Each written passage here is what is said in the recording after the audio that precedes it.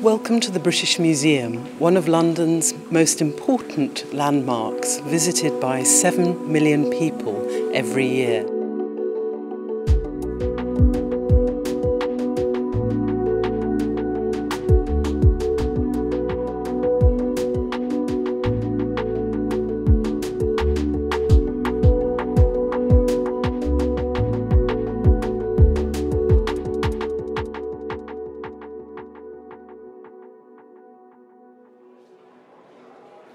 We have over 100 galleries in the museum, and we represent most of the cultures of the whole world. It really is a museum of the world for the world.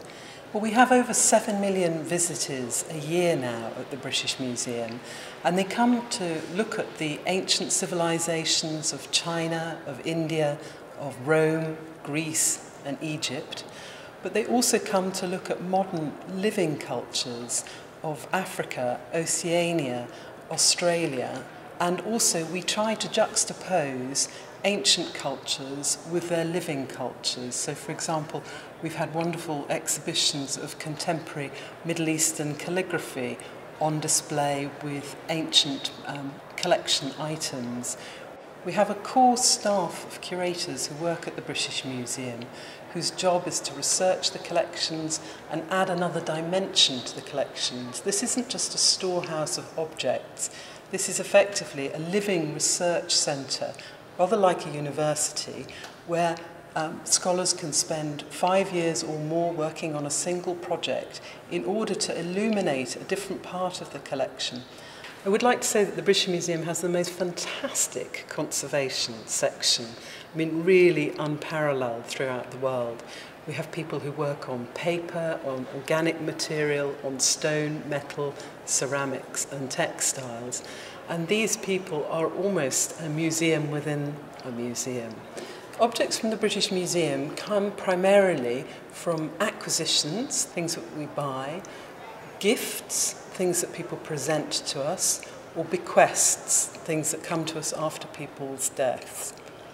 And this has been the process for over 250 years. It was founded by Sir Hans Sloane, who was the inventor of drinking chocolate. And this right back in 1753, the original museum was based on his collection. But since then, there have been a number of gifts, purchases and bequests that have built the collection. Curators will go out to acquire new things. Obviously today everything has to have been out of the country of origin since 1970, but we acquire many modern objects as well as some ancient objects that have been out of the country of origin since 1970.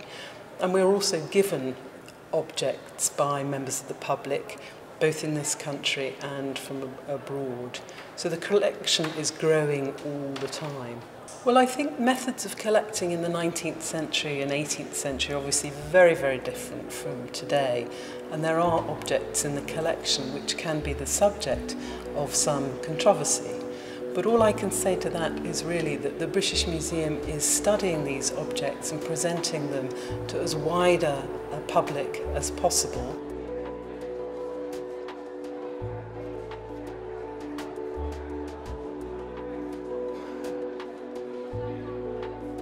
The British Museum is fantastic. It's all the objects are very well preserved and very well displayed, and it's a great experience for a tourist, and it gives us a lot of information about various cultures around the world.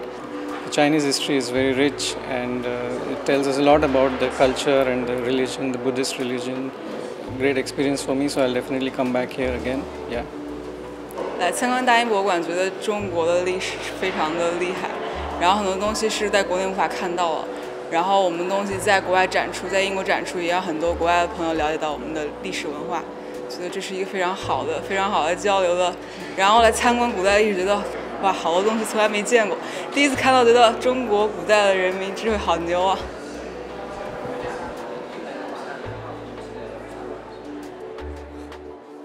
Well, alongside our permanent collections, effectively we breathe new life into our permanent collections through our temporary exhibitions.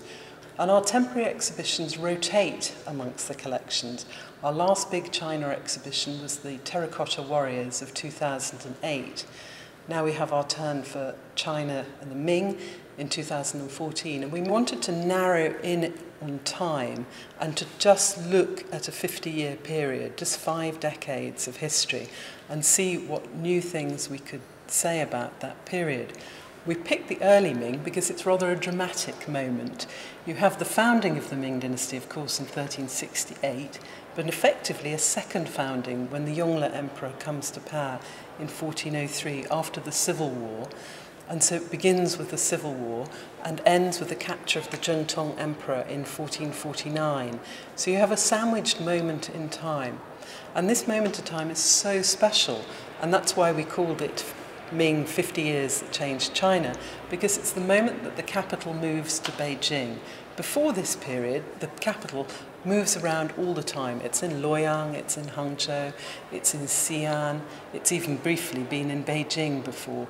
And from this moment onwards, with a small exception of the early 20th century, Beijing has been the capital ever since. And effectively, that changed China forever, and that's why we chose the title. Another reason why we're focusing in on this period is actually that some of the most beautiful things ever made were produced during the Yongle and Shenda eras. So, for example, you have spectacular blue and white porcelain of a type that was simply not created before or since. There are also wonderful archaeological finds. So we're borrowing from Hubei province some finds which were only discovered in 2001 to 2002. Items such as gold and princes' jewellery and princesses' hairpins and so on. The exhibition itself is about Ming courts and their global connections. This is a time where the capital, as we've mentioned, moves from Nanjing to Beijing, and a series of princely courts are established across China, each of these princes representing the emperor in an area the size of a European country. And we wanted to explain this idea of multiple courts to a wider public.